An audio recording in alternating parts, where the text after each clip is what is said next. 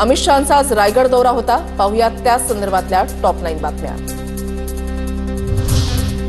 रायगडावर ऐनवेळी मुख्यमंत्री फडणवीसांकडून एकनाथ शिंदेंना भाषणाची संधी। उपमुख्यमंत्री अजितदादांचं भाषण झालंच नाही।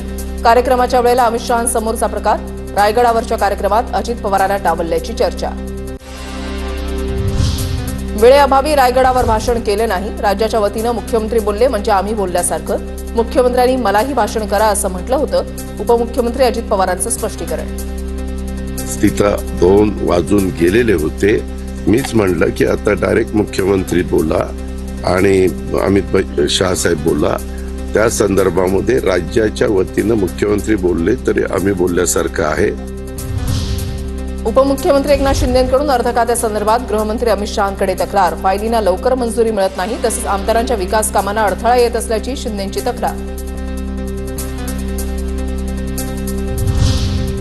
अमित शहा मला फायलींसंदर्भात काहीच बोलले नाहीत। एकनाथ शिंदेंचे आणि माझे संबंध चांगले। एकनाथ शिंदे अमित शहांकडे तक्रार करतील असं वाटत नाही। तक्रारीच्या चर्चांवर अजित पवारांची प्रतिक्रिया। मला अमित शहा साहेब असं काही बोललेले नाहीत। हे सूत्रांच्या माहितीनुसार सांगणं बंद करा। छत्रपती शिवाजी महाराज आणि महापुरुषांविरोधात बोलणाऱ्यांसाठी कडक कायदा करावा। किल्ले रायगडावरून छत्रपती उदयनराजेंची अमित शहांकडे मागणी। महाराजांच्या बाबतीत, महाजिजाऊंच्या बाबतीत आणि संभाजी महाराजांच्या बाबतीत एक कायदा करण्यात यावा। किमान 10 वर्ष त्याला बेल मिळाली नाही पाहिजे। शिवरायांचा अपमान करणाऱ्यांना टकमक टोकावरून ढकलून दिलं पाहिजे, पण आपण लोकशाहीनं चालणारे आहोत, त्यामुळे या बाबतीत आम्ही कडक कायदा करणार। किल्ले रायगडावरून मुख्यमंत्री फडणवीसांची माहिती।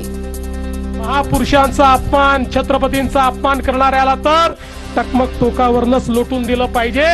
या ठिकाणी नियम तयार करण्याचं काम हे आपण निश्चितपणे करू। शिवरायांचा अवमान करणाऱ्यांचा टकमक टोकावरून कडेलोट करावा असा सरकारचा विचार असेल तर कोरटकर आणि सोलापूरकर पासून कडेलोट करण्यास सुरुवात करावी। अमोल मिटकरींची मागणी। एकनाथ शिंदेंकडून शहांचा कणखर गृहमंत्री असा उल्लेख। तर शिवरायांनी स्वराज्याचं तोरण बांधलं नसतं तर आपण गुलामगिरीतच असतो। शिंदेंची प्रतिक्रिया। युद्धाच्या सीमेवर जे कोणी पूर्वी शरारत करत होते आता ते सगळे चुपचाप बिळात बसलेले आहेत आणि त्याचं एकमेव कारण आपले कणखर गृहमंत्री अमित शहा आणि या देशाचे प्रधानमंत्री नरेंद्र मोदीजी। अमित शहांसोबत फिरण्यापेक्षा राज्यासाठी विशेष पॅकेज आणावं। हर्षवर्धन सपकाळ यांचा शिंदे फडणवीस अजितदादांवर निशाणा।